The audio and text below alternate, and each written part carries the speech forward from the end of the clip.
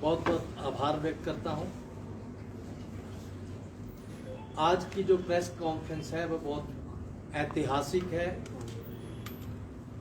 हिमाचल के राजनीतिक इतिहास में। एक नया मील पत्थर आज धर्मशाला से जुड़ रहा है।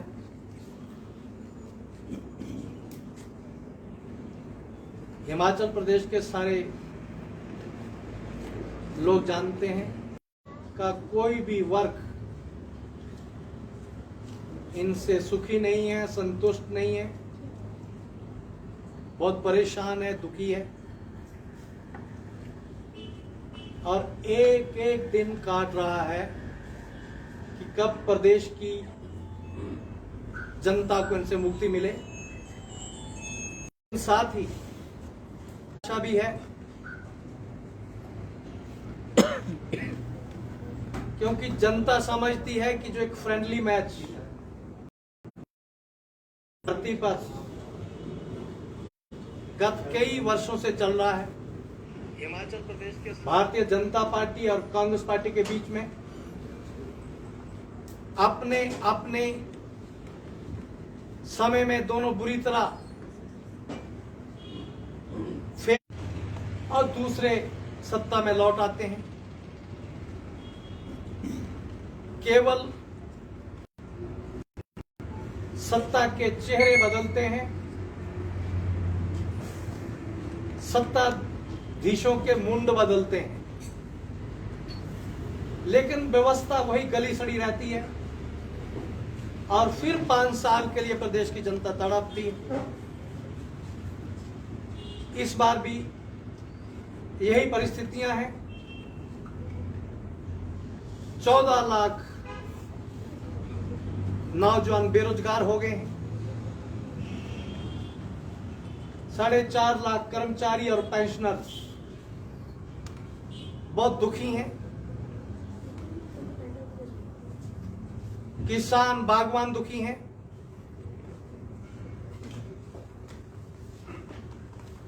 पूर्व सैनिक दुखी हैं। छोटे दुकानदार, व्यापारी, उद्योगपति दुखी हैं। होटल इंडस्ट्री के लोग, टूरिज्म के लोग, टैक्सी, ट्रांसपोर्ट, मजदूर सब दुखी हैं। महंगाई परेशान करती है, भ्रष्टाचार परेशान कर रहा है।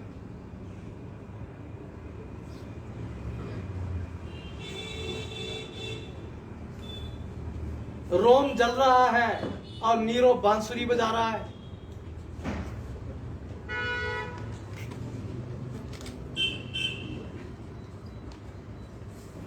लोग अपने अधिकार के लिए लोकतांत्रिक तरीके से धरना करते हैं, प्रदर्शन करते हैं।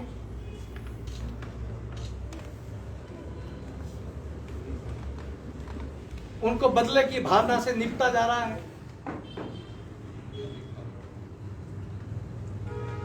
और वर्तमान जयराम की सरकार तो इतनी क्रूर हो गई है कि 3 तारीख की रात को प्रदेश के कर्मचारी भाइयों को वस्त्र तक फाड़ दिए गए और एक बहुत ही दर्दनाक दृश्य आपने देखा होगा। लगता नहीं है लोकतंत्र हिमाचल में है। आज अंतर्राष्ट्रीय महिला दिवस है। इस समय भी मेरे आंखों के सामने उस बहन का चित्र आ रहा है जो 3 महीने के बच्चे को साथ लेकर के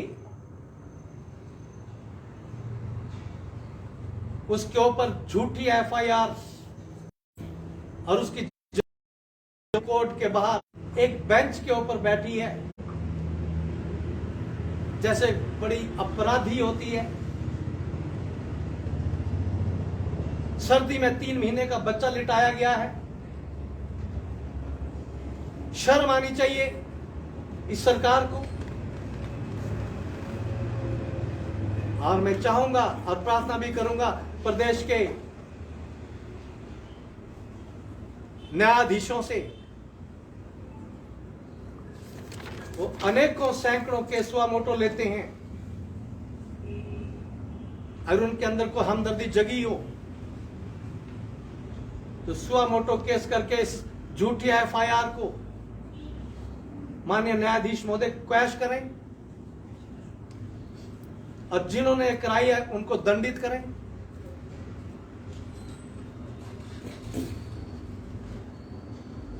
प्रदेश में सीमेंट महंगा है, प्रदेश से बाहर सस्ता है।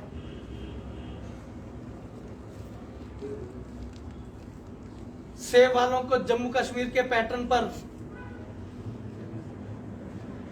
न सब्सिडी है न अन्य राहत है। दुकानदार परेशान है। 6 महीने कोरोना काल सरकार की वजह से दुकान और व्यापार बंद किए गए। कमाई तो बंद हो गई लेकिन उनका कर्जे का मीटर तो चलता रहा। उनकी लिमिट के ऊपर तो ब्याज दर ब्याज पड़ता रहा। सरकार ने भरोसा दिलाया था हम सहायता करेंगे। अब दुकानें खुलने लगी हैं तो दुकानदार परेशान है। 6 महीने के ब्याज नोटिस आ रहे हैं। यही position taxi, transport, tourism, hotel सबकी है। व्यापार धंधे चौपट है।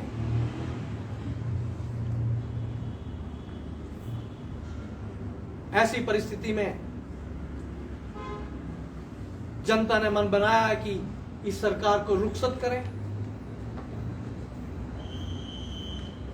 लेकिन जो अपने आप दिवा सपन ले रहे हैं कांग्रेस वाले, उनको भी जनता पसंद नहीं कर रही है। इसलिए समय की मांग को देखते हुए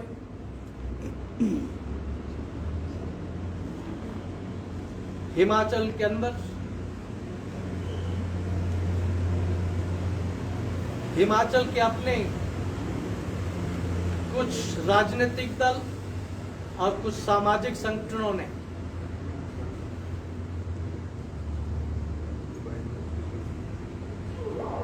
आज निर्णय लिया है कि हिमाचल को अपनी सरकार देंगे और इसके लिए हिमाचल के क्षेत्रीय दलों का आज एक अलायंस बनाया गया है।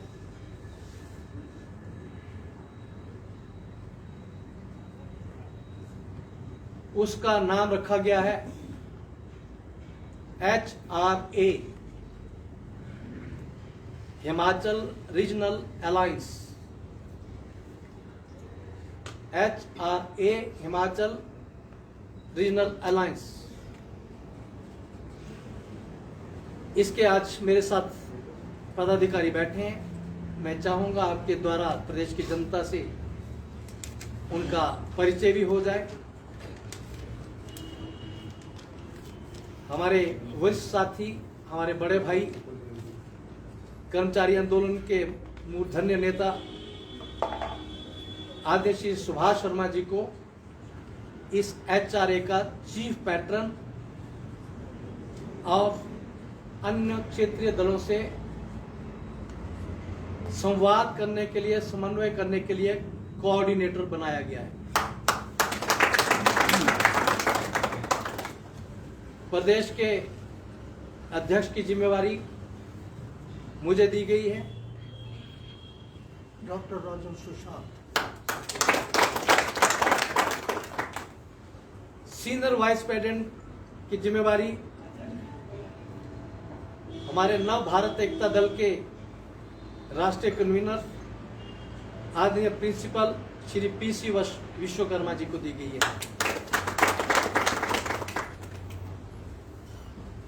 वाइस प्रेसिडेंट के नाते अखिल भारतीय हिंदू महासभा के प्रदेश अध्यक्ष श्री अनुज कटोच, वाइस प्रेसिडेंट के नाते शिमला से बागवान श्री जगदीश चंदेल,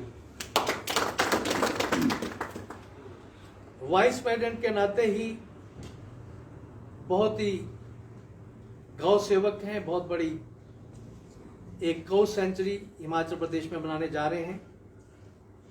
कुटलैड के रॉयल फैमिली से हैं आदरणीय कंवर राम कृपाल सिंह जी। वाइस प्रेसिडेंट के नाते ही मंडी से ठाकुर मुंशी राम जी, और वाइस प्रेसिडेंट के नाते नया सवेरा के पार्टी के प्रदेश अध्यक्ष श्री आर के सुमन जी, और एनजीओस के लीडर रहे आंदोलनकारी प्रदेश की जाट महासभा के अध्यक्ष श्री पुरुषोत्तम धन्ना जी देरा से, उनको भी वाइस प्रेसिडेंट बनाया गया है। जनरल सेक्रेटरी के नाते एक और रॉयल फैमिली से और कर्मचारियों के नेता रहे एनपीएस के पूरे प्रदेश के रिटायर्ड कर्मचारियों के अध्यक्ष आदरणीय डॉक्टर संजीव गुलेरिया जी। दूसरे जनरल सेक्रेटरी कर्मचारियों के नेता रहे अपने समय में आदरणीय श्री वीके कौल जी। ट्रेजरर की जिम्मेवारी श्री मुल्खराज जी को दी गई है। ऑर्गेनाइजिंग सेक्रेटरी और जो हमेशा हमारे चीफ पैटर्न के साथ रहेंगे श्री व्यासदेव मंडोत्रा जी, डिस्ट्रिक्ट मंडी के। आईटी सेल के सोशल मीडिया के प्रदेश के इंचार्ज बनाए गए हैं रेणुका से, सिरमौर से श्री बलवीर शर्मा जी, और इनके साथ एडिशन तौर पर श्री डीएस पथिक जी शिमला से। सेक्रेटरी के नाते नाहन से श्री वीरेंद्र शर्मा जी,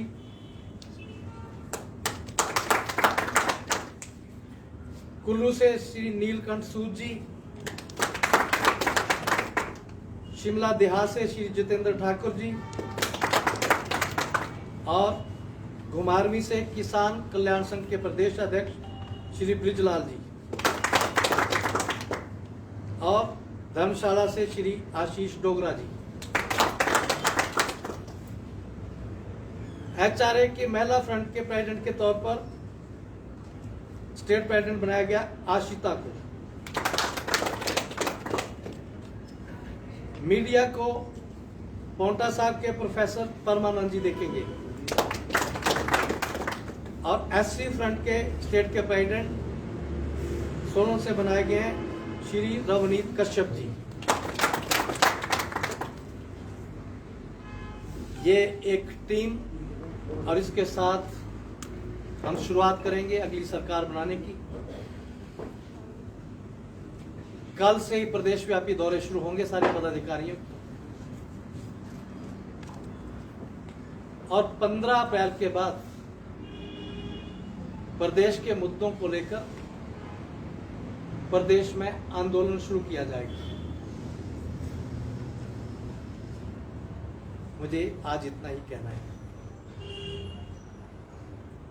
डॉक्टर साहब, बहुत बड़ी घोषणा है और महिला दिवस भी है आज पर, लेकिन आपकी इस कार्यकारिणी में सिर्फ एक महिला है, क्या कहेंगे?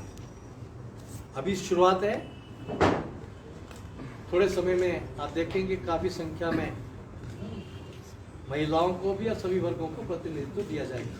पार्टियां जो इसके अंदर अलाई की है उसके अंदर महिलाओं को काफ़ी हमने प्रतिनिधित्व दे रखा है, और ज़्यादा मेन लड़ाई तो नीचे होनी है, तो वहाँ पे महिला शक्ति जो है वो पूरा का पूरा अपना परिचय देगी प्रदेश के। आम आदमी पार्टी एक त्रिकोणीय मुकाबले में पंजाब में रिजल्ट आने के बाद हो सकता है कि काफ़ी चेंज लाए, उसका इफेक्ट हिमाचल में भी आ सकता है। उसका इम्पैक्ट आप किस तरह से देखते हैं? क्या उसके साथ आम आदमी पार्टी के साथ भी अलायंस करने की कोई आपकी योजना है या कुछ है? पहले भी चर्चा हुई थी, ये अलायंस रीजनल है। दिल्ली नो, दिल्ली ने ही तो हिमाचल को लूटा है और दिल्ली गलत संदेश दे रही है। इसलिए हिमाचल के अंदर दिल्ली की कोई भी पार्टी जो है उसके साथ ये रीजनल अलायंस कोई गठबंधन नहीं करेगी।